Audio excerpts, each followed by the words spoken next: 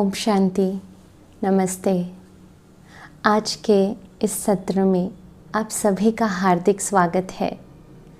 कल के सत्र में हमने अपने जीवन की सच्चाई के बारे में समझा, अपने आप के बारे में समझा।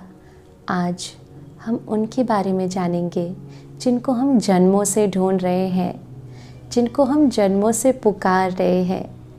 वो हस्ती जो पूरी सृष्टि की रचयिता है, परमात्मा का परिचय, हु इज़ गॉड।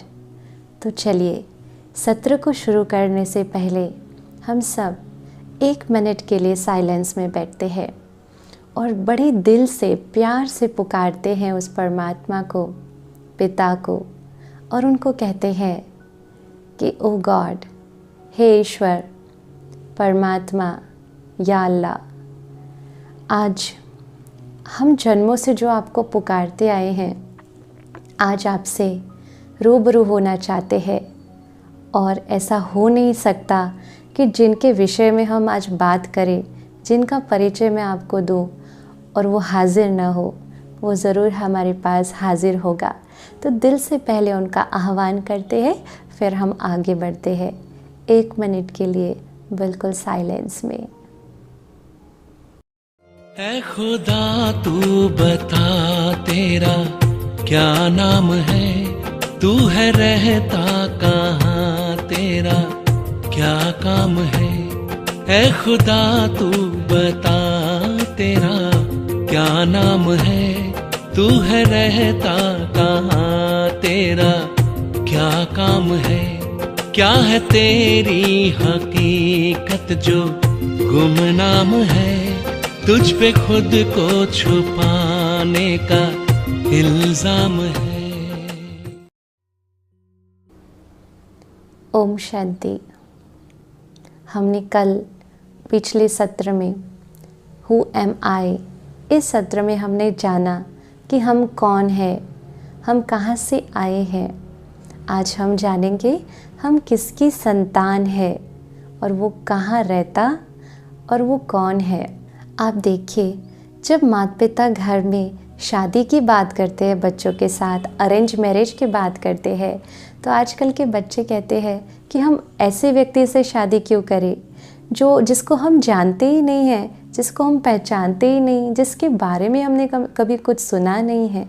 ऐसे व्यक्ति के साथ शादी क्यों करें? क्यों ना उससे शादी करें जिसको हम काफ़ी समय से जानते हैं और जिसके साथ एक स्नेह का संबंध भी जुड़ गया है। ऐसा कहते हैं ना बच्चे।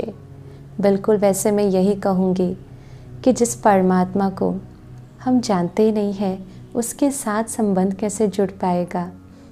जब एक बार उसको जान लिया कि वो कैसा है, कौन है, तो मैं समझती हूँ उसके प्यार और उसकी पालना के आगे इस सारे दुनिया का देधारी प्यार फीका पड़ जाएगा। तो शुरू करते हैं हु इज़ गॉड। परमात्मा की परिभाषा को लेकर हम देखते हैं आज पूरी दुनिया में इतने सारे मतांतर है, इतनी सारी मान्यताएं हैं कि मनुष्य मूंझ गया है कि हम किस बात पर विश्वास करें। कौन है भगवान, कौन है परमात्मा, कौन है वो ऑलमाइटी जिसको हम याद कर सके। बहुत मूंझ गया है।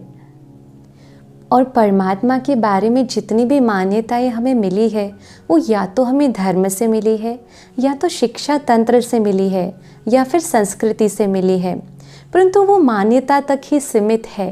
जरूरी नहीं है कि वो सारी मान्यताएं जो है वो संपूर्ण सत्य हो। लेकिन साथ साथ धर्म ने एक बहुत अच्छी मान्यता हमें दी, एक विश्वास दिलाया कि परमात्मा है। परंतु एक मान्यता और ऐसी भी दे दी कि वो एक ऐसी शक्ति है, ऐसी अथॉरिटी है जो इस पूरे संसार से ऊपर बैठकर इस पूरी सृष्टि को चला रहे हैं। तो एक जैसे कि दूरी आ गई परमात्मा के और हमारे बीच में। तो धर्म हमें मान्यता देता है, परंतु आध्यात्मिकता जो है वो हमें अनुभूति देता है, और हम अनुभूति करने जा रहे हैं। ईश्वर के बारे में जब तक सही ज्ञान नहीं मिलता तो मनुष्य बस भटकता ही रहता है। और हम देख रहे हैं, भटक रहे हैं। किसी ने कहा यहाँ जाओ तो वहाँ चले जाते हैं, किसी ने कहा यहाँ जाओ तो वहाँ चले जाते हैं। है ना। तो जब तक सत्य ज्ञान परमात्मा का नहीं है तो मनुष्य भटकता रहेगा। किसी ने कहा कि प्रकृति ही परमात्मा है, किसी ने कह दिया आत्मा ही परमात्मा है, किसी ने कहा परमात्मा सर्वव्यापी है, किसी ने कहा परमात्मा निराकार है, किसी ने कह दिया परमात्मा साकार है। अरे इतना ही नहीं, कई लोग ऐसे भी देखे हैं जो कहते हैं कि परमात्मा जैसी कोई चीज़ ही नहीं है, अगर है तो दिखाइए। सबूत मांगते हैं परमात्मा की एग्जिस्टेंस का। तो ये हालत है आज सृष्टि की। अब जहाँ इतनी सारी मान्यताएं होंगी तो मनुष्य मुंझेगा कि नहीं? ऑब्वियसली मुंझेगा। क्या प्रकृति परमात्मा है? क्या आत्मा ही परमात्मा है? क्या परमात्मा सर्वव्यापी है? क्या ब्रह्म ही ईश्वर है? क्या परमात्मा निराकार है? क्या परमात्मा साकार है? किस बात को माना जाए? कौन सा सत्य है? या फिर सत्य कुछ और ही है जिसको आज तक हम समझे ही नहीं। यहाँ पर वो कहानी याद आती है। 5 सूरदास जी थे जिन्होंने कभी ये इतनी खूबसूरत दुनिया नहीं देखी थी। उनको एक हाथी घर में ले जाया गया और उनको कहा कि आप स्पर्श से पहचाने कि हाथी कैसा है और कैसा दिखता है। तो एक सूरदास जी के हाथ में हाथी का पैर आया तो उसने कहा कि हाथी जो है वो खंभे जैसा है। किसी के हाथ में हाथी का पेट आया तो उसने कहा हाथी दीवार जैसा है। किसी के हाथ में हाथी की सूंड आई तो उसने कहा हाथी रस्सी जैसा है। किसी के हाथ में कान आ गए तो उसने कहा कि हाथी सूप जैसा है। अब आप सोचिए, क्या इनमें से किसी के भी जैसा हाथी दिखता है? नहीं ना। इन सारी चीज़ों को अगर हम मिला भी दे तो भी हाथी नहीं बनेगा। हाथी तो उससे बिल्कुल ही भिन्न है। इसी तरह से मनुष्य आत्माओं ने जिसमें श्रद्धा रखी, विश्वास रखा और कुछ प्राप्ति हो गई तो समझा यही परमात्मा है। परंतु क्या ये सत्य है? जितने भी दुनिया में मतांतर है, क्या वो सारे सत्य है? या फिर सत्य कुछ और है जिसको आज तक हमने पहचाना नहीं, जाना ही नहीं? इसीलिए जब मनुष्य मंदिर में जाते हैं तो कहते हैं नयनहीन को राह दिखाओ प्रभु। ये नयन होते हुए भी आज इंसान अंधेरे में है, इसलिए हम गाते हैं ना, आज अंधेरे में है इंसान। ये हालत है। और इसी की वजह से, क्योंकि परमात्मा का सत्य ज्ञान नहीं है, परमात्मा की पहचान नहीं है, उसको जानते ही नहीं है, तो मूंझ गए, हार गए हैं। और तभी कई लोग कहते हैं कि परमात्मा जैसा कुछ है ही नहीं, अगर है तो दिखाइए। और इसी वजह से आज पूरा संसार नास्तिकवाद की तरफ जा रहा है, क्योंकि नहीं जानते हैं। अच्छा, आप फिर आज कहेंगे कि ब्रह्मा कुमारियों ने एक और मत हमें दे दी, क्या इसको सत्य मान ले? नहीं, हम आपको आज मत नहीं देते हैं, हम आज आपको एक कसौटी देते हैं। आप उस बात पर कस कर देखिए, चेक कीजिए, और जो मान्यताएं पहले सुनी हैं उसको भी इस कसौटी के ऊपर रख कर चेक करके देखिए कि सत्य क्या है। ये कसौटी है 5 मुख्य बात की, और ये समझना बहुत आवश्यक है। तो पहली कसौटी है कि ईश्वर उसे कहा जाए जो सर्वधर्म मान्य हो, जिसको हर धर्म के लोग परमात्मा के रूप में, ऑलमाइटी के रूप में, सर्वोच्च सत्ता के रूप में स्वीकार करते हो। ऐसा नहीं कि हिंदू के भगवान कोई और, मुसलमानों के भगवान कोई और, क्रिश्चियन के गॉड कोई और, नहीं। इसलिए जिसको सभी धर्म वालों ने ईश्वर सर्वोच्च सत्ता के स्वरूप में स्वीकार किया हो, उसको ही हम परमात्मा के रूप में, सत्य के रूप में स्वीकार करेंगे। फिर दूसरा देखते हैं, परमात्मा उसको कहा जाएगा जो सर्वोच्च है, यानी कि उसके ऊपर कोई माता पिता, गुरु, शिक्षक, रक्षक, बंधु आदि नहीं है। उसको हम कहेंगे सर्वोच्च। परम शिक्षक वो खुद है, परम सद्गुरु वो स्वयं है, परंतु उनके ऊपर कोई हस्ती ना हो, वो ही सर्वोच्च सत्ता हो, उसको हम कह सकते हैं परमात्मा। फिर तीसरा है कि परमात्मा उसे कहेंगे जो सर्वोपरि हो। मनुष्य तो इस संसार के सब चक्रों में आते हैं, परंतु परमात्मा इन सारे चक्रों से परे हैं। मनुष्य तो जन्म और मरण के चक्र में आता है, कर्म और कर्म के फल के चक्र में आता है, देह और देह के संबंधों के चक्र में आता है, सुख और दुखों के चक्र में भी आता है, परंतु परमात्मा इन किसी चक्रों में नहीं आता। वो इन सब से परे हैं, क्योंकि अगर वो ही इन चक्रों में आएंगे तो हमें इन चक्रों से कैसे बाहर निकाल सकते हैं। तो परमात्मा उसे कहेंगे जो सर्वोपरि है, इन सारे संसार के चक्रों से ऊपर है। फिर चौथा है कि परमात्मा उनको कहेंगे जो सर्वज्ञ है, जो सब कुछ जानते हैं, यानी कि इस संसार की आदि, मध्य और अंत का ज्ञान जिनको है। इसलिए उनको कहा गया त्रिनेत्री, जो त्रिकालदर्शी है, तीनों लोकों का जो नाथ है। त्रिनेत्री इसलिए कहा गया क्योंकि वो हमें ज्ञान का चक्षु प्रदान करते हैं, ज्ञान का तीसरा नेत्र हमें देने वाले जो हैं। जो त्रिमूर्ति गॉड कहा गया, GOD, त्रिमूर्ति, जनरेटर, ऑपरेटर और डिस्ट्रॉयर, ये है परमात्मा के कर्तव्य, अर्थात संसार की स्थापना, पालना और विनाश का जो कर्तव्य है। यानी ब्रह्मा, विष्णु और महेश का भी जो रचयिता है, ये तीनों की महिमा भी उनके साथ जुड़ती है।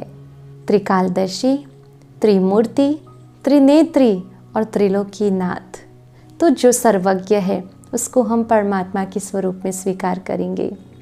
फिर पांचवा जो है वो है कि परमात्मा उसे कहेंगे जो सर्व गुणों में अनंत है, जिसके लिए माँ शारदा ने कहा कि समंदर की स्याही बनाओ, जंगल की कलम बनाओ और इस धरती को कागज़ बनाओ, और स्वयं माँ सरस्वती भी स्वयं उस परमात्मा की महिमा लिखने बैठे तो वो अपरम अपार है। ऐसे जो गुणों का सागर हो, अनंत हो गुणों में, जिसकी महिमा अपरम अपार हो, उसको हम कहेंगे परमात्मा। अब कस कर देखना कि ये पांचों बातें कि परमात्मा सर्वोच्च है, सर्वधर्म मान्य है, परमात्मा सर्वोपरि है, वो सर्वज्ञ है और सर्व गुणों में अनंत है, ये किस बात के साथ सेट होता है। तो जब हम कहते हैं कि प्रकृति ही परमात्मा है, तो क्या इस मत के साथ ये पांचों बातें बैठती है? आपका विवेक क्या कहता है? किसी कवि ने बहुत अच्छी लाइन लिखी हुई है कि हे रचनाकार, तेरी रचना इतनी सुंदर, तू कितना सुंदर होगा। प्रकृति तो उस रचनाकार की रचना है ना। क्या प्रकृति को परमात्मा कहना सत्य है, या फिर प्रकृति परमात्मा की रचना है ये कहना सत्य है? अगर प्रकृति को परमात्मा कहना सत्य समझते हैं तो ये बहुत बड़ा अज्ञान है।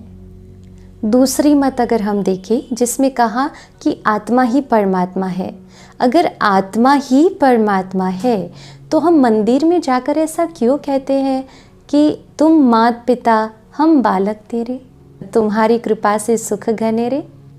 आत्मा ही परमात्मा कहना राइट है, या फिर आत्मा परमात्मा का बच्चा है, आत्मा परमात्मा की संतान है, ये कहना राइट है?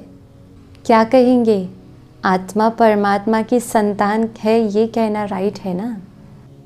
तो फिर आत्मा ही परमात्मा है ये कहना तो अज्ञान हो जाएगा, रॉन्ग हो जाएगा। अच्छा, कई लोग ऐसा कहते हैं कि अगर हम पुरुषार्थ करें तो हम परमात्मा बन जाएंगे। परमात्मा कोई डिग्री नहीं है जो हम हासिल कर ले कि किसी ने पुरुषार्थ किया और परमात्मा की डिग्री को हासिल कर लिया, ऐसा थोड़ी होता है। मनुष्य इस संसार में कुछ भी बन सकता है पुरुषार्थ करके, लेकिन क्या खुद का बाप खुद बन सकता है? नहीं बन सकता है। खुद का पिता कैसे बन सकता है? तो परमात्मा कैसे बन सकती है आत्मा? हाँ, पिता जैसे बन सकते हैं, परंतु स्वयं ही अपने पिता बन जाए, ये तो कहाँ की बात हुई? ऐसा तो पॉसिबल ही नहीं है। तो आत्मा परमात्मा नहीं बन जाती है, परंतु परमात्मा के जो गुण है वो अपने अंदर भरकर हम परमात्मा के जैसा बन सकते हैं, पिता के जैसा हम बन सकते हैं, परंतु खुद पिता बन जाए ये बात रॉन्ग है। हाँ, मनुष्य जैसा कर्म करता है वैसे उसको टाइटल्स मिलते हैं। जैसे कि बहुत अच्छा कर्म किया तो उसको हम महान आत्मा कहते हैं। जिसने बहुत सारे पुण्य कर्म किए उसको हम पुण्यात्मा कहते हैं। जिसने बहुत सारे धर्म के काम किए उसको धर्मात्मा कहेंगे। जिसने दैवी कर्म किए उसको हम देवात्मा कहते हैं।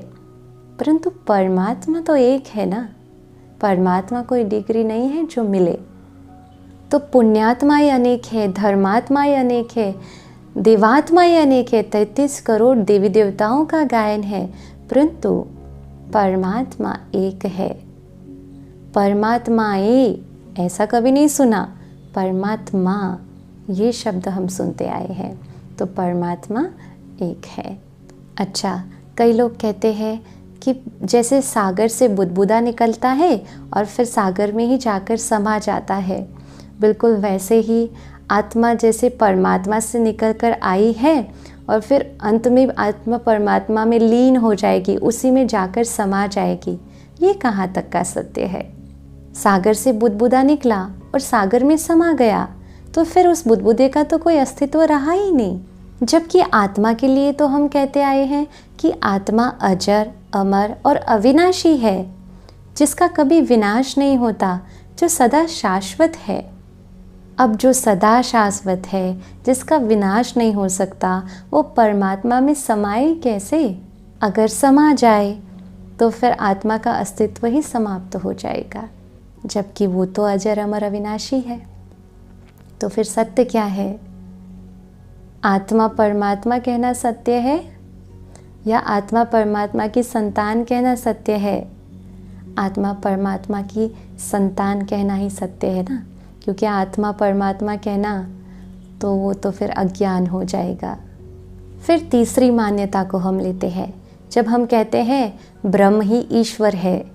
अब ब्रह्म तो छठा तत्व है हम आत्माओं का और ईश्वर का अपना प्यारा घर, रहने का स्थान, जिसको हम ब्रह्म कहते हैं। ब्रह्म में रहने वाले को ईश्वर कहते हैं, ब्रह्म को ईश्वर नहीं कहते। जैसे कि एक मकान और मकान मालिक है, तो मकान को मकान मालिक नहीं कहेंगे, ऑनर नहीं कहेंगे, परंतु मकान मालिक जो उसमें रहने वाला है उसको उस मकान का मालिक कहेंगे।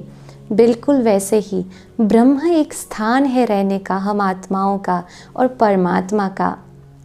तो परमात्मा जो उसका मालिक है वो ईश्वर है, ब्रह्म में रहने वाला। तो ब्रह्म तो एक स्थान हो गया रहने का, उसको हम कैसे ईश्वर कह सकते हैं? और तभी हम कई बार ये गाते भी हैं कि पार ब्रह्म में रहने वाला।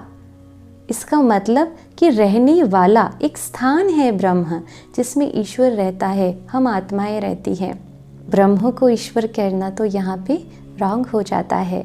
आप खुद स्वयं चेक कीजिए, एक एक बात को जो हम ले रहे हैं, आप स्वयं उस कसौटियों को चेक करते जाइए।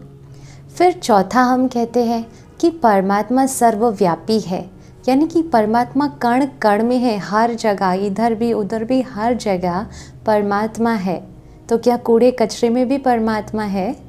जब हमें कोई कहे कि ये मनुष्य तो जानवर जैसा है, तो ये कितनी अपमानजनक भाषा हो गई ना। और हम कहते हैं कि परमात्मा कण कण में है, यानी कि कूड़े कचरे में है, जानवर में भी है, आप में भी है, मेरे अंदर भी है। तो ये इतनी बड़ी हस्ती का, परम शक्ति का अपमान नहीं हुआ? हुआ ना।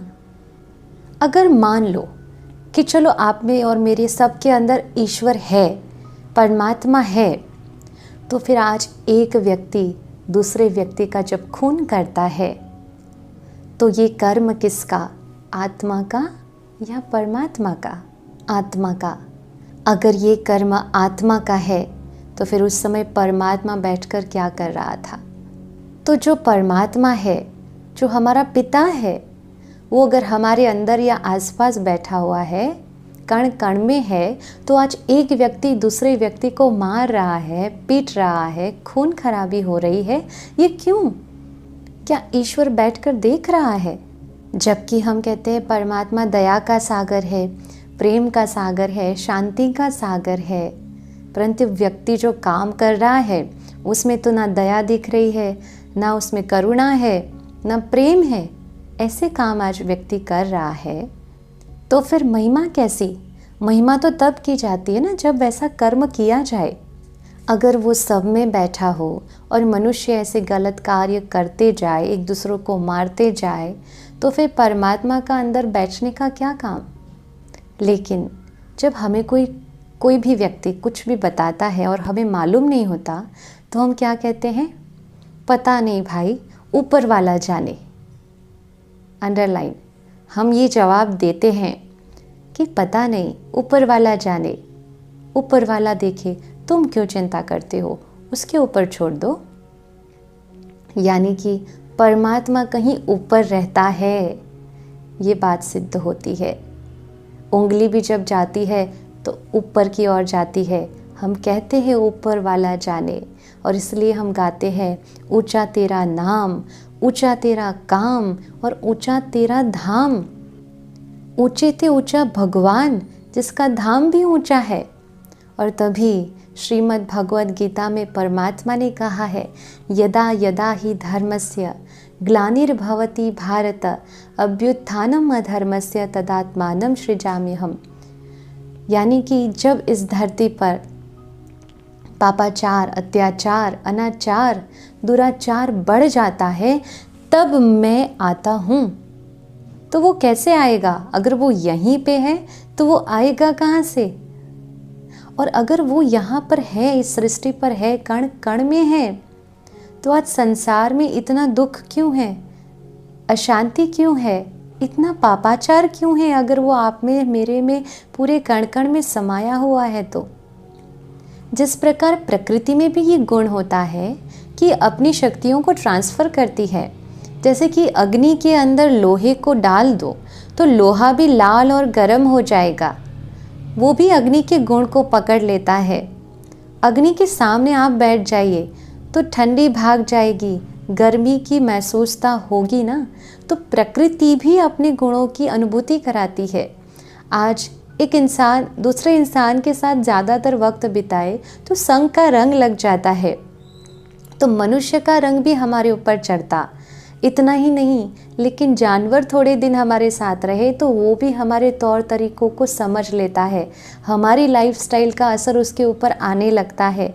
ये तो परमात्मा है, अगर वो कण कण में है, हमारे अंदर बैठा हुआ है, जिसको कहा गया गुणों में अनंत, सर्वगुण संपन्न जो है, उसके तो एक भी गुण का असर हमारे ऊपर नहीं हुआ। ऐसा कैसे हो सकता है? अगर वो हमारे अंदर है तो फिर इस आत्मा में परमात्मा का रंग ना लगे, ऐसा हो सकता है? ऐसा तो हो ही नहीं सकता। लेकिन फिर यहाँ पर वो बात आती है कि शास्त्रों में जो लिखा गया है कि ईश्वर सर्वव्यापी है, क्या वो गलत है? तो वो गलत भी नहीं है और सत्य भी नहीं है। अगर गलत भी नहीं है, सही भी नहीं है, तो फिर सत्य क्या है? सत्य ये है कि पहले के समय में जब ऋषि मुनि लोग तपस्या करते थे तो उस तपस्या की शक्ति से वो लोग देख पाते थे कि आने वाले कल के समय में इस संसार में कितने सारे पाप होने वाले हैं, इंसान कितने पाप कर्म करने वाला है, घोर कलयुग आने वाला है। और ऐसे समय पर वो पाप कर्म न करे, इसके लिए उन्होंने शास्त्रों में ये बात लिख दी कि हे मनुष्य, तुम जब पाप कर्म करते हो तो ये मत समझना कि तुम्हें कोई देख नहीं रहा है, परमात्मा हर जगह है, वो तुम्हें देख रहा है। ये बात लिखी ताकि मनुष्य कोई पाप कर्म करने से पहले सोचे, उससे भय रहे कि भगवान मुझे देख रहा है। तो जो बात ऋषि मुनियों ने की थी वो मनुष्य को पाप कर्मों से बचाने के लिए की थी, इसीलिए शास्त्रों में लिखा गया। लेकिन मनुष्य को तो आज उसका भी डर नहीं है, पाप कर्म करते ही जा रहे हैं और ही बढ़ते जा रहे हैं। इसलिए परमात्मा सर्वव्यापी है। ये बात भावनात्मक रीति से देखें तो सही है, परंतु सैद्धांतिक रीति से ये बिल्कुल गलत है। भावनात्मक रीति से तो नरसिंह मेहता और मीरा ने भी कहा कि जिधर देखो तुम ही तुम, है ना। ये तुम ही तुम क्यों कहा, जहाँ देखो तू ही तू, क्योंकि वो सदा परमात्मा की स्मृति में थे, इस भाव से कहा गया है। लेकिन इसीलिए मैंने कहा कि भावनात्मक रीति से सही है, परंतु सैद्धांतिक रीति से ये बात नहीं बैठती है कि परमात्मा सर्वव्यापी है। परमात्मा सर्वव्यापी नहीं है। फिर आगे हम देखते हैं कि एक ये मान्यता है कि परमात्मा निराकार है और नाम रूप से न्यारा है। अब आप ही बताइए कि कोई भी चीज़ इस संसार में नाम रूप से न्यारी कैसे हो सकती है। आप देखिए, हवा जो दिखती नहीं है, परंतु जब एक चित्रकार चित्र बनाता है तो हवा को दिखाता है ना। तूफान दिखा सकता है, चक्रवात दिखा सकता है, ज़्यादा तेज़ हवा चल रही है, वो चित्र को देखकर हम समझ जाएं कि प्रकृति शांत है, हवा शांत है या फिर तेज़ चल रही है। तो हवा को भी इन आँखों से नहीं देखा जा सकता, अनुभव किया जा सकता है, परंतु चित्रकार भी उसका स्वरूप अपने चित्रों में दिखाता है ना। परमात्मा इतनी ऊंची हस्ती, वो नाम रूप से न्यारा कैसे हो सकता है। उनका भी नाम है, रूप है, परंतु मनुष्य सदृश उनका नाम रूप नहीं है। जैसे मनुष्य शरीर का पिता जो होता है वो मनुष्य होता है, पशुओं का पिता पशु होता है, पंछियों का पिता पंछी होता है, बिल्कुल वैसे हम आत्माओं का पिता जो है वो परमात्मा है। और आत्मा के बारे में हमने जाना कि आत्मा कैसी है, ज्योति बिंदु स्वरूप है, पॉइंट ऑफ लाइट है, प्रकाश का एक पुंज है, निराकार है। तो हम आत्माओं का जो पिता है वो परमात्मा भी बिल्कुल वैसे ही है, प्रकाश का पुंज है, वो भी एक आत्मा ही है, परंतु वो परम है। परम यानी कि सर्वश्रेष्ठ। परम आत्मा मतलब साइज बड़ी हो जाए ऐसा नहीं होता, जैसे हम आत्माएं हैं वैसे ही परमात्मा है, परंतु वो इन संसार के चक्रों में नहीं आते, वो पतित नहीं होते हैं, वो सर्वश्रेष्ठ सदा पावन है, इसलिए उनके लिए कहा गया वो परमात्मा है। तो परमात्मा का स्वरूप भी आत्मा की तरह होता है, जिसकी पूजा भारतवर्ष में होती है ज्योतिर्लिंगम के स्वरूप में। ज्योति यानी प्रकाश, लिंग यानी कि निराकार। और पूजा के लिए हमने ये आकार दिया ताकि हम अपनी भावनाओं को अर्पित कर सके, हमारी श्रद्धा को अर्पित कर सके परमात्मा के ऊपर। और इसीलिए इस ज्योति स्वरूप परमात्मा का यादगार ज्योतिर्लिंगम के रूप में रखा गया, जिसका नाम दिया गया सदाशिव। शिव यानी कि कल्याणकारी। आज हम देखें कि मनुष्य के जो नाम है वो बिल्कुल भी गुणवाचक नहीं है, जबकि परमात्मा का जो नाम है सदाशिव वो गुणवाचक भी है और कर्तव्यवाचक भी है। आज कोई इंसान, कोई मनुष्य जिसका नाम हो हसमुख भाई, परंतु वो कभी हंसता नहीं दिखता है। किसी का नाम हो शांता बहन, पर वो कभी शांत नहीं रहती है। तो मनुष्य के नाम जो है वो गुणवाचक नहीं है। परमात्मा सदाशिव जो कल्याणकारी है, इसलिए उनका नाम है सदाशिव। और इसीलिए आज पूरे भारत में जितने भी मंदिर है परमात्मा के, वो सारे भी गुणवाचक है, कर्तव्यवाचक रखे गए हैं। आज पूरे भारतवर्ष में आप देखिए 12 ज्योतिर्लिंगम की पूजा होती है। ईस्ट में देखे, वेस्ट में देखे, साउथ में देखे या फिर नॉर्थ में देखे, पूरे भारत देश में ज्योतिर्लिंगम शिव की पूजा होती है। नॉर्थ में जाओ तो अमरनाथ के रूप में पूजा मिलती है, जो अमर आत्माओं का नाथ है। फिर साउथ में जाओ तो रामेश्वरम के रूप में पूजा मिलती है, जो राम के भी ईश्वर है। तो ईस्ट में जाओ तो काशी विश्वनाथ के रूप में पूजा मिलेगी। तो वेस्ट में जाओ तो सोमनाथ के रूप में पूजा मिलेगी। भारत देश के बाहर जाओ तो नेपाल में पशुपतिनाथ के रूप में उनकी पूजा की जाती है। जितने भी परमात्मा के मंदिर है उस सभी के नाम नाथ या ईश्वर में पूरे होते हैं। आप चेक कीजिए, अमरनाथ, बबुलनाथ, केदारनाथ, ओमकारेश्वर, पापकटेश्वर, पशुपतिनाथ, महाकालेश्वर, गोपेश्वर, रामेश्वर, पशुपतिनाथ, सोमनाथ, भोलेनाथ, क्योंकि वो नाथ है और वो ईश्वर है। एक तरफ देखें कि भारत में देवी देवताओं की जो पूजा है वो स्टेट वाइज होती है, परंतु परमात्मा की पूजा है वो पूरे देश में, भारतवर्ष में होती है। आप नॉर्थ में चले जाइए, वहाँ श्री राम और श्री कृष्ण की पूजा अधिक मिलेगी, लेकिन साउथ में चले जाइए तो श्री वेंकटेश और बालाजी की पूजा अधिक मिलेगी। तो कलकत्ता तरफ जाओ तो माँ दुर्गा की पूजा ज़्यादा करते हैं, और गुजरात और महाराष्ट्र की तरफ देखें तो श्री गणेश की पूजा ज़्यादा होती है। तो देवताओं की पूजा जो है वो स्टेट वाइज होती है, परंतु परमात्मा की पूजा जो है वो हर जगह होती है। आप देखिए, छोटे से छोटा गांव भी होगा तो शिव मंदिर ज़रूर होगा उसमें। तो परमात्मा की पूजा सब करते हैं, इसलिए उनको कहते हैं देवों के देव महादेव, जिनकी पूजा स्वयं देवी देवताओं ने की। अब यहाँ पर सवाल उठता है कि अगर देवी देवताएं ही संपूर्ण थे, संपन्न थे, तो उन्होंने शिव की पूजा क्यों की? श्री राम ने रामेश्वरम में शिवलिंग की स्थापना करके शिव की आराधना की, पूजा अर्चना की। अगर श्री राम सर्वोच्च सत्ता थे तो उनको पूजा अर्चना करने की क्यों ज़रूरत पड़ी? वैसे ही श्री कृष्ण ने स्थानेश्वरम में शिव की पूजा और अर्चना की। और इतना ही नहीं, जिन देवी देवताओं की पूजा हम सब करते हैं उनके लिए कहा गया है शिव शक्ति, यानी कि वो भी शिव की शक्ति है, संतान है। जैसे कि हमने आगे ही जाना कि आत्माएं अलग अलग प्रकार की होती है। जिसने महान कार्य किया वो महान आत्मा, जिसने धर्म स्थापन किया वो धर्मात्मा, जिसने दैवी कर्म किए वो देवात्मा, जिसने पुण्य कर्म किए वो पुण्यात्मा, जिसने पाप कर्म किए वो पापात्मा।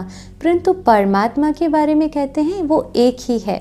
और तभी जब हम यज्ञ भी करते हैं तो हम कहते हैं विष्णु देवताय नमः, राम देवताय नमः, कृष्ण देवताय नमः। परंतु जब शिव का नाम लेते हैं तो कहते हैं शिव परमात्माय नमः। तो उसके पीछे ही सिर्फ परमात्मा शब्द जुड़ता है, देवी देवताओं के पीछे परमात्मा शब्द नहीं जुड़ता है, क्योंकि वो भी परमात्मा की संतान है।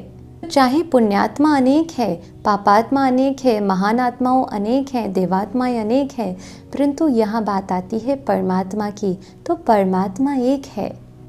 लेकिन यहाँ भारतवासी एक और गलती भी करते हैं, शिव और शंकर को एक समझ लेते हैं, जहाँ दोनों का नाम अलग है। एक है ज्योतिर्लिंगम स्वरूप निराकार प्रकाश स्वरूप और एक है आकारी देव पुरुष, जहाँ दोनों के कर्तव्य भी अलग है। एक है सदा शिव यानी कि कल्याणकारी, सदा कल्याण करने वाला, और दूसरा है शंकर विनाशकारी। आप सोचिए, एक कल्याण करने वाला और एक प्रलयकारी एक कैसे हो सकते हैं? हम सभी ने शंकर जी के जितने भी चित्र देखे हैं वो सभी चित्रों में हमने देखा है कि वो आराधना कर रहे हैं शिवलिंग के सामने। अगर वो संपूर्ण थे, अगर वो संपन्न थे, तो उनको शिव की आराधना करते हुए क्यों दिखाया गया है? इसका अर्थ तो ये हुआ कि उनके ऊपर भी कोई हस्ती है जिनको वो याद कर रहे हैं। तो भावार्थ यही है कि परमात्मा एक है जिनका कोई व्यक्त आकार नहीं है, जो इस दुनिया के व्यक्त आकारों से परे है, और वो एक चैतन्य शक्ति है। यहाँ मुझे एक कहानी याद आती है कि एक भिखारी था। वो रोज़ राजा के पास भीख मांगने जाता था और राजा बहुत दयालु था। वो अपने राज्य के ज़रूरतमंद लोगों को दान करता था सुबह सुबह। परंतु भिखारी को एक दिन बहुत मन में संकल्प चला कि ये राजा इतना सारा धन संपत्ति लाता कहाँ से है। तो ये प्रश्न उसके मन में चल रहा था। वो ये प्रश्न राजा से पूछना चाहता था। तो दूसरे ही दिन वो सूर्योदय से पहले राजमहल के आगे जाकर खड़ा हो गया और द्वारपाल से कहने लगा कि मुझे राजा से मिलना है, मुझे कुछ विशेष बात उनसे पूछनी है। तो द्वारपाल ने कहा कि राजा तो अभी महल में नहीं है, वो सामने वाला जो हनुमान मंदिर है वो वहाँ पर गए हुए हैं पूजा अर्चना करने के लिए। तो फिर भिखारी जाता है हनुमान मंदिर में। वो बैठा हुआ होता है, देखता है कि राजा क्या कर रहा है। तो राजा हनुमान जी के आगे बैठकर प्रार्थना और याचना कर रहा था कि हे हनुमान जी, मुझे इतनी धन संपत्ति दो कि मैं अपनी प्रजाजनों को सुखी कर सकूं, उनको दे सकूं। इतना सुनकर ही भिखारी वहाँ से खड़ा हो गया और बाहर जाने लगा। तभी किसी ने पूछा कि तुम तो राजा से मिलने वाले थे, तुम्हें कुछ पूछना था, क्यों तुम जा रहे हो वापस? तो भिखारी ने कहा कि ये भी मेरी तरह भिखारी है। इतने तक उस भिखारी की सोच सीमित नहीं रही, फिर उसने आगे सोचना शुरू किया कि जैसे राजा हनुमान से मांगता है, वैसे हनुमान जो है वो श्री राम का परम भक्त है, जो श्री राम की प्रार्थना अर्चना करता है, पूजा करता है, तो उसे जो प्राप्त होता है वो श्री राम से होता है। फिर आगे देखा, श्री राम जो है वो शिव की पूजा अर्चना करते हैं, यानी कि उनको जो प्राप्त होता है वो शिव से प्राप्त होता है। तो फिर उसने सोचा कि यहाँ पे शिव जो अपने परम भक्त है उन लोगों को दान करते हैं, शक्तियाँ देते हैं, सुख देते हैं। फिर उसमें से श्री राम जो है वो शिव का परम भक्त है तो उनको ज़्यादा मिलता। फिर श्री राम जो है वो अपने भक्तों को देते हैं, उसमें हनुमान ज़्यादा परम भक्त है तो उनको थोड़ा और ज़्यादा मिलता। और फिर हनुमान जो है वो अपने भक्तों को देते हैं, राजा शायद उनका और परम भक्त होगा, सबसे ज़्यादा परम भक्त होगा तो उनको मिलता है। और फिर राजा पूरे नगर जनों में बांटता है और वो बांटते बांटते मेरे पास इतना सा आता है। तो उसने सोचा कि मैं वाया वाया लूँ, उससे अच्छा मैं डायरेक्ट क्यों ना लूँ शिव से। तो आइए हम भी उस परमात्मा से डायरेक्ट शक्ति क्यों ना लें। तो आइए आगे और जानते हैं। भारत के बाहर जाएं तो मुसलमान धर्म की अगर बात करें तो वो लोग भी मूर्ति पूजा में यकीन नहीं करते हैं। कहा जाता है कि एक समय था जब मुसलमान धर्म में भी देवी देवताओं की पूजा होती थी, परंतु एक बार बहुत बड़ी लड़ाई हो गई, झगड़ा हो गया। हर कोई कहने लगा मेरा इष्ट सर्वश्रेष्ठ है, मेरा इष्ट सर्वश्रेष्ठ है। तभी एक आकाशवाणी हुई कि लड़ाई झगड़ा मत करो, मुझे इस स्वरूप में याद करो। और तब कहा जाता है ऊपर से वो पत्थर गिरा मक्का में और फिर उसको स्थापित कर दिया गया और उसको कहते हैं काबा का पत्थर, जिसको पवित्र माना जाता है। पवित्र पत्थर जिसका कोई आकार नहीं है। और इसलिए मुसलमान लोग मानते हैं कि जीवन में एक बार ज़रूर इस पवित्र स्थान पर हज करने के लिए जाना चाहिए, तभी ये जीवन सफल होगा। इसलिए हर साल हज यात्राएं निकलती है और वहाँ जाकर उस पवित्र पत्थर का दर्शन करते हैं, अपने पापों का प्रायश्चित करते हैं और प्रायश्चित करने के बाद एक सेंटेंस बोलते हैं। उस सेंटेंस के बिना वो उनकी जो हज यात्रा है वो अधूरी है। वो सेंटेंस बोलने के बाद ही उनकी यात्रा पूर्ण होती है और वो सेंटेंस है कि हे परवरदिगार, नूरे इलाही, मेरा ये हज कबूल करो। परवरदिगार परमेश्वर के लिए कहा और नूरे इलाही यानी कि नूर, नूर माना कि तेज, प्रकाश। अल्लाह तेजोमय है। वहीं इस तरफ हिंदुओं ने कहा ज्योतिर्लिंग, तो ज्योति यानी प्रकाश, तो तेज और प्रकाश बात तो एक ही हुई ना। फिर आगे जाते हैं क्रिश्चियन धर्म की ओर। तो क्रिश्चियन धर्म में भी मूर्ति पूजा को नहीं मानते हैं। कहते हैं जब मोजेस माउंटेन पर गए थे तब उनको पत्थर पर 10 कमांडमेंट्स मिले थे और उस समय भी उन्होंने एक दिव्य प्रकाश का साक्षात्कार किया था, जिसको देखकर मूसा ने कहा जेहोवा यानी कि सुप्रीम लाइट। क्राइस्ट ने भी कभी अपने आप को गॉड नहीं कहा, उन्होंने हमेशा कहा I am the messenger of God, God is light. मैं तो बस पैगंबर हूँ परमात्मा का। और इसीलिए जब उनको क्रॉस पर चढ़ाया गया तो उन्होंने अंतिम प्रार्थना में यही कहा कि हे भगवान, हे प्रभु, इन लोगों को माफ़ कर देना, ये नहीं जानते हैं कि ये लोग क्या कर रहे हैं। तो ये हे प्रभु या ओ गॉड किसको कहा? आज भी अगर आप वेटिकन सिटी में चले जाओ तो वहाँ इस प्रकाश का एक सिंबल रखा गया है और हर चर्च में इसलिए वो लोग मोमबत्ती जलाते हैं और एक मोमबत्ती हमेशा बड़ी होती है, बाकी सब मोमबत्तियाँ छोटी छोटी होती है। जो बड़ी मोमबत्ती है वो परमात्मा का प्रतीक है और जो छोटी मोमबत्तियाँ है वो हम आत्माओं का प्रतीक है, जिसको क्रिश्चियनों ने लाइट कहा, मुसलमानों ने नूर कहा, हिंदुओं ने ज्योति कहा। बात तो एक ही है कि नहीं? आप ही सोचिए। और आगे जाए तो गुरु नानक जी ने तो स्पष्ट कहा कि एक ओमकार निराकार, निर्वैर, सतनाम, अकाल तख्त अजोनी। तो फिर महावीर स्वामी ने भी किसकी तपस्या की? आज भी जैनी लोग दिवाली के दिन महावीर स्वामी का निर्वाण दिन मनाते हैं। तो वो जब प्रार्थना करते हैं तो वो भी यही कहते हैं कि आपने जैसे शिवधाम की प्राप्ति की वैसी गति हमारी भी हो, ऐसी वो लोग प्रार्थना करते हैं। तो वो शिवधाम कौन सा है?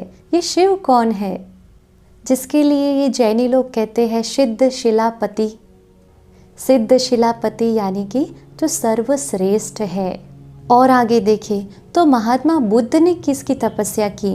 आप जापान में चले जाइए तो वहाँ शिंतोइज्म सेक्ट वाले जो बौद्धि लोग हैं वो लोग थाली में 3 फुट की ऊंचाई का और 3 ऊंचाई का एक लाल पत्थर रखते हैं और 3 फुट दूरी पे बैठकर उसकी पूजा अर्चना करते हैं।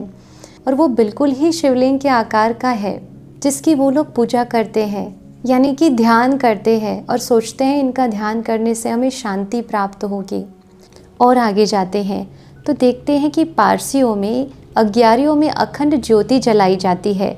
और कहा जाता है कि जब पारसी लोग ईरान से भारत में आए तो जलती हुई ज्योत को साथ में लेकर आए थे। और तभी आज जब कोई नई अग्यारी स्थापन करते हैं तो उस ज्योति का एक टुकड़ा वहाँ पे लाके स्थापन किया जाता है। तो हर धर्म में एक ही मान्यता है, निराकार, ज्योति या फिर नूर किसी ने कहा, किसी ने प्रकाश कहा, किसी ने लाइट कहा, जो भी कहो, जिसको लोगों ने अलग अलग नाम से जाना और पहचाना। किसी ने ईश्वर कहा, किसी ने गॉड कहा, किसी ने अल्लाह कहा, किसी ने प्रभु कहा, तो फिर किसी ने मालिक कहा। लेकिन है उस एक परमात्मा के लिए जो सर्व धर्म मान्य है, जो देवों का भी देव है, जो सर्वोच्च शक्ति है और जिसके लिए सब धर्मों की उंगली ऊपर की ओर जाती है, वो है। इसलिए शिव के साथ एक शब्द जुड़ता है, शिव शंभु। शंभु का सही अर्थ जो ओरिजिनल वर्ड है वो है स्वयंभू। स्वयंभू माना जो स्वयं प्रकट होता है, उसको जन्म देने वाला कोई माता पिता नहीं है। मुसलमानों ने भी कहा कि खुदा खुद आते हैं। फिर तीसरी बात पर आगे बढ़ते हैं जिसमें कहा परमात्मा सर्वोपरि है, जो कि इस संसार के कोई भी चक्र में नहीं आते हैं, चाहे सुख दुख का चक्र, जन्म मृत्यु का चक्र, पाप और पुण्य का चक्र, कर्म और कर्म के फल का चक्र, देह और देहधारी के संबंधों का चक्र, इन सभी चक्रों से वो ऊपर है। इसलिए श्रीमद् भगवद गीता में परमात्मा ने अपना परिचय देते हुए ये कहा है कि मैं अजन्मा हूँ, अभोक्ता हूँ, मैं कालों का काल महाकाल हूँ, मुझे कोई काल नहीं खा सकता, मैं शाश्वत हूँ, मैं अव्यक्त हूँ, मुझे कोई देह नहीं है, मैं पुनर्जन्म रहित हूँ। और तभी जो अर्जुन है, अर्जुन को संशय पड़ा कि हे प्रभु, अगर आप अजन्मा हो, अभोक्ता हो, अकर्ता हो, अव्यक्त हो, फिर आपका ये स्वरूप कैसे? मुझे आपका वास्तविक स्वरूप दिखाओ कि आपका वास्तविक स्वरूप कौन सा है। तब भगवान ने उसको साक्षात्कार कराया हजारों सूर्यों से तेजोमय तेज का, और तब अर्जुन भी उस तेज को सहन नहीं कर पाया और उसने कहा बस प्रभु, इस तेज को मैं सहन नहीं कर सकता। तो वही सर्वश्रेष्ठ शक्ति जो जन्म नहीं लेते, सारे चक्रों से परे है, वो किसी के माता के गर्भ में नहीं आते, परंतु वो स्वयं अवतरित होते हैं। फिर चौथी बात जो कही कि वो सर्वज्ञ है, यानी कि सब जानते हैं, ज्ञाता है। शिवलिंग के ऊपर आप देखें जो 3 लकीर लगाई जाती है, वो क्यों लगाई जाती है? क्योंकि वो तीनों कालों का ज्ञाता है। आदि मध्य अंत का ज्ञान जिसके पास है और जिसके पास सत्य ज्ञान होने के कारण उनको सत्यम कहा गया। दूसरा, उन 3 लकीरों के बीच में एक आँख दिखाई जाती है, वो आँख है ज्ञान का चक्षु, इसलिए उनको कहा गया त्रिनेत्री, जो हम सभी आत्माओं को ज्ञान का चक्षु प्रदान करते हैं और जिससे मनुष्य कल्याण का दर्शन कर सके, इसलिए उनको कहा गया शिवम, शिवम का अर्थ होता है कल्याणकारी। फिर शिवलिंग के ऊपर हम बेलपत्र चढ़ाते हैं। एक डंडी से जुड़े हुए 3 पत्र, अलग अलग नहीं, यानी कि ब्रह्मा, विष्णु और शंकर के भी जो रचयिता है, और इनकी रचना कितनी सुंदर है, इसलिए कहा गया सुंदरम। तो सत्यम, शिवम और सुंदरम ये उनका वास्तविक रूप है, जो गुणों में अनंत है, जो सर्वशक्तिवान है। जियोमेट्रिक में जब एक पॉइंट लगाया जाता है तो कहते हैं इस पॉइंट की जो डेफिनेशन है वो ही है अनंत। और विज्ञान के अंदर सूक्ष्म से सूक्ष्म अणु को कहा गया है, और कहा जाता है एटम को जितनी भी बार आप फ्यूज़ करो उतना ही वो और शक्तिशाली होता है। और तभी गीता में भी भगवान ने कहा कि मैं अणु से भी सूक्ष्म हूँ, परंतु मैं सर्वशक्तिवान हूँ। तो ये है परमात्मा का संपूर्ण परिचय। नाम क्या है, फिर स्वरूप क्या है, गुण क्या है, एड्रेस क्या है और कर्तव्य क्या है, ये सारी बातें आ जाती हैं। तो हम फिर से रिवाइज करते हैं। उनका नाम है सदाशिव, जेहोवा, अल्लाह या गॉड। फिर उनका स्वरूप है ज्योतिर्बिंदु स्वरूप, नूर, प्रकाश, लाइट। गुण है सर्व गुणों में अनंत, सर्वशक्तिवान, सर्वज्ञ, सर्वधर्म मान्य, सर्वोच्च और सर्वोपरि। एड्रेस है रहने का स्थान, निवास स्थान, पार ब्रह्म में रहने वाला। सचखंड कोई कहता रूहानी दुनिया, परम धाम, निर्वाण धाम, शांति धाम जिसको कहा गया। और ऑक्यूपेशन यानी कि कर्तव्य।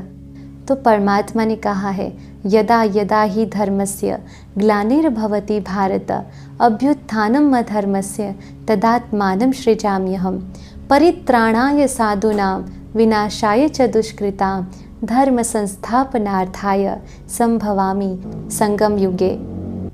यानी कि जब जब धर्म की अति ग्लानि होती है तब तक वो स्वयं आकर के अधर्म का नाश और सत्य धर्म की स्थापना करते हैं। ये है परमात्मा का दिव्य कर्तव्य। तो आज का राजयोग का ये सत्र सचमुच आंखें खोल देने वाला सत्र है, और मैं अपने आप को सचमुच भाग्यशाली समझती हूँ कि मुझ आत्मा को उस सर्वोच्च सत्ता, हम सबके पिता का परिचय आपके सामने रखने का सौभाग्य प्राप्त हुआ। किसी ने सच में सही कहा है कि जब हम खुद को जानते हैं, खुद का परिचय होता है, उसके बाद हम खुदा का परिचय ले सकते हैं। तो आज हमने परमात्मा का परिचय लिया, उसको जान लिया। तो चलिए अभी 1 मिनट के लिए साइलेंस में बैठते हैं और अपने आप को तो जान लिया है कि हम ज्योति बिंदु स्वरूप आत्मा, और आज हमने परमात्मा के बारे में भी जाना कि वो भी ज्योति बिंदु स्वरूप है, लाइट स्वरूप है। तो उनके साथ कनेक्ट हो जाते हैं और परमात्मा की दिव्य शक्तियाँ, परमात्मा के गुण मेरे अंदर आकर मुझे चार्ज कर रहे हैं। तो चलिए 1 मिनट के लिए फिर से शांति में बैठ जाए, अपने आप को रिलैक्स कर दे, और आज जितना भी सुना उसका मनन चिंतन करते हुए परमात्मा को इन बुद्धि के तीसरे नेत्र के द्वारा हम देखने की कोशिश करते हैं, वो निराकार ज्योति स्वरूप को, प्रकाश स्वरूप को।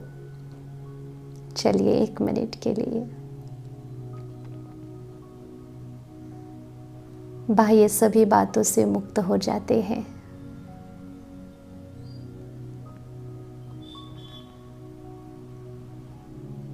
अपने आप को देखते हैं, मैं ज्योति बिंदु स्वरूप, पॉइंट ऑफ लाइट, भ्रुकुटी के मध्य में विराजमान आत्मा हूँ।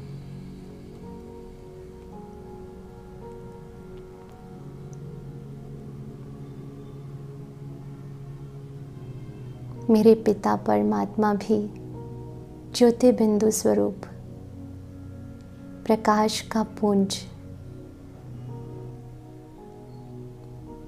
गुणों के सागर है।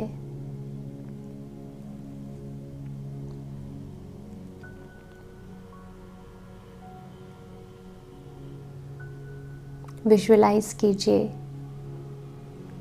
कि परम शक्ति परमात्मा की शक्तियाँ मुझ आत्मा के अंदर आ रही है।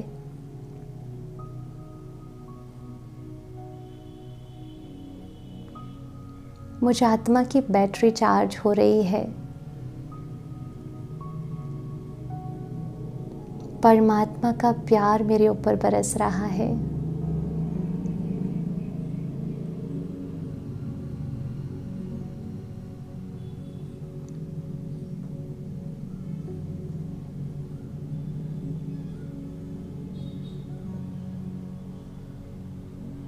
परमात्मा अनुभूति कीजिए।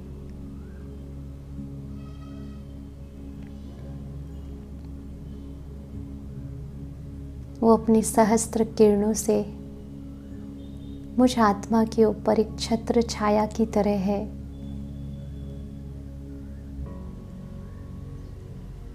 और मुझे शक्ति प्रदान करते रहते हैं।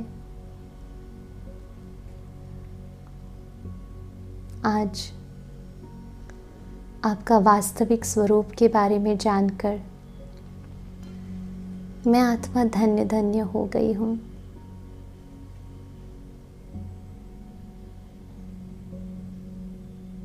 असीम शांति का अनुभव कीजिए।